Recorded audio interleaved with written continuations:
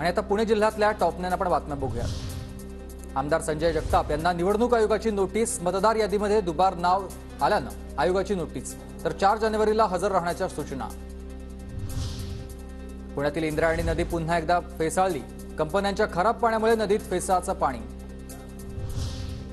पुण्याच्या भोरमधील उतरोली कुंभारवाड्यात सुगडी बनवण्याची लगबग। संक्रांतीसाठी आता वापरणाऱ्या सुगडी बनवण्यात कुंभार दंग पाहायला मिळतात। पुण्यात रब्बी हंगामातील पेरणीमध्ये 11% घट। यंदा डिसेंबर अखेर 48.65 लाख हेक्टरवर पेरणी। पुण्याच्या शिरूरमध्ये गावठी बनावटीच्या पिस्तूल विक्री प्रकरणी 3 अटक आहेत। तर आरोपींकडून 3 गावठी बनावटीची पिस्तूल, 10 जिवंत काडतुसं जप्त। पुण्याच्या जुन्नर तालुक्यातील ओतूर कोळामठामध्ये गाडीच्या धडकेत बिबट्याचा मृत्यू झाला। जुन्नर भागात वाढत्या बिबट्याच्या संख्येमुळे बिबटा सफारी सुरू करण्याची मागणी।